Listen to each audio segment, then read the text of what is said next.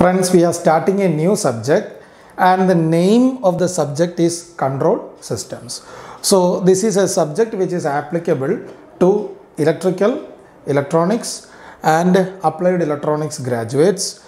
Like this subject gives about 8 to 9 marks contribution for your GATE examination. So this is a very important subject, and this also is one of the core subjects, and also there is a possibility of that many of you, when you go into your IITs or NITs or in other government premier organizations, you can do specialization in control systems, because this subject is an extremely valuable subject in the industry, and control engineers are highly paid, because you see in organizations like ISRO, DRDO and Hindustan Aeronautics, wherever we are manufacturing a system and the system's performance is of great importance, then control system is of very great importance. So because one of the greatest examples is manufacturing of GSLV or PSLV, which is a huge system, and the guidance and the navigation and the control of the system that we are manufacturing is really very important.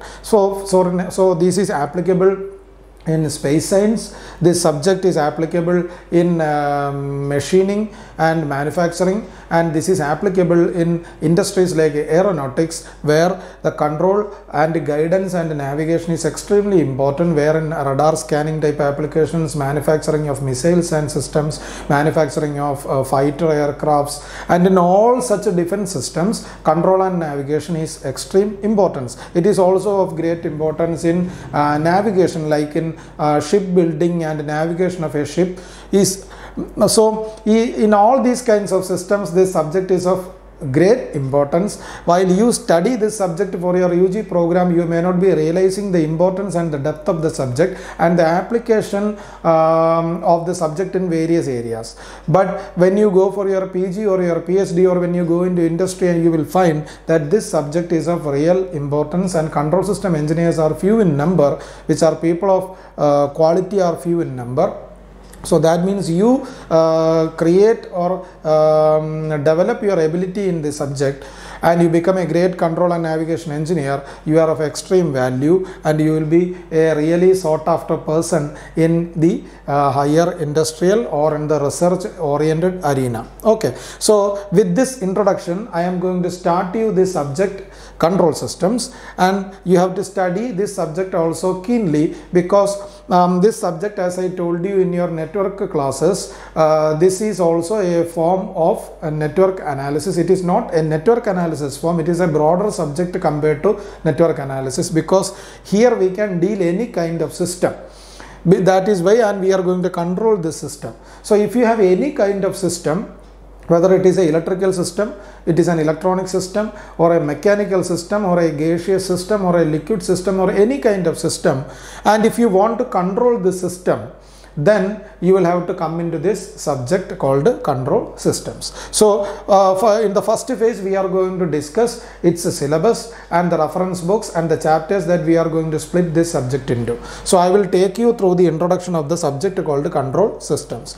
Now what we are going to do is that we are going to discuss the chapters that we are going to deal in control system. So this will be the entire set of chapters through which we will go into this subject, and when we are finishing these all chapters, then the subject will be completely finished, and then we will do the previous GATE IES questions based on the chapter control system, the subject control system. So I have divided the subject into these chapters. First one, general description. Generally this subject is divided into this pattern in most of the textbooks and reference books, and also I have followed the close pattern. Okay, so chapter 1 is open loop and closed loop systems. So we have two kinds of systems based on the block diagram arrangement of the system. The first kind of system is called an open loop system, and the second kind of system is called a closed loop system.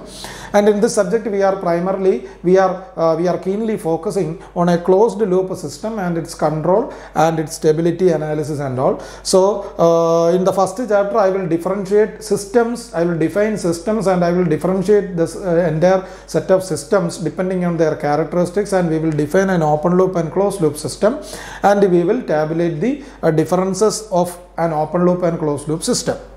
In chapter 2, we will go into mathematical modeling, because every system is a physical system. A physical system is a system which can be touched.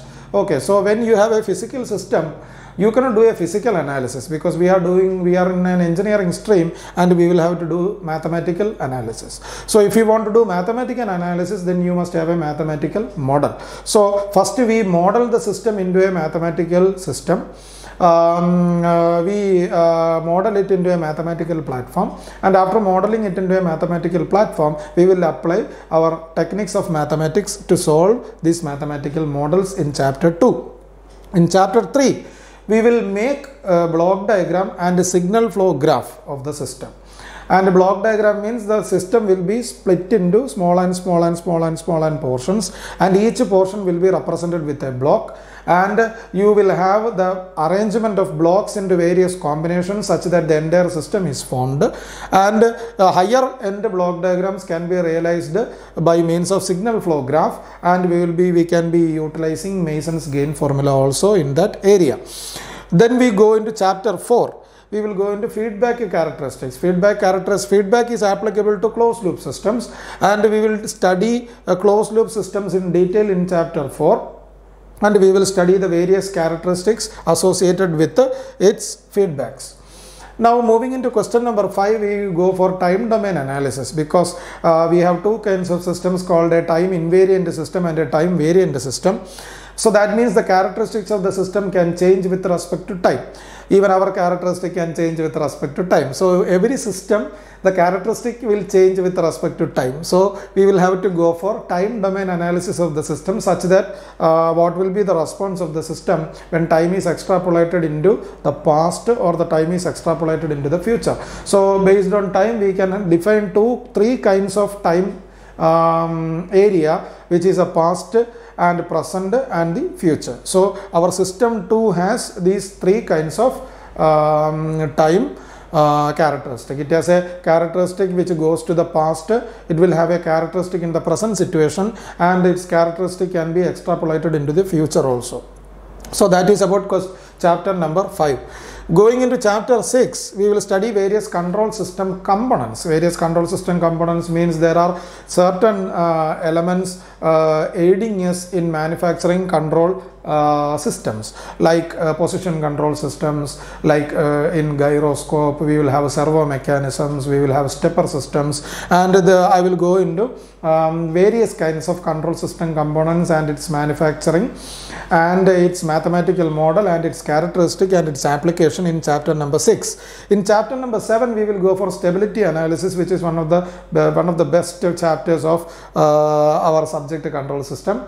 When you have a closed loop system, you want to make your output accurate, because if you are sending a rover to Mars, we will have to land the rover accurately on the spot that we have designed. Or if you are launching a satellite into space, your GSLV or your PSLV should put the satellite exactly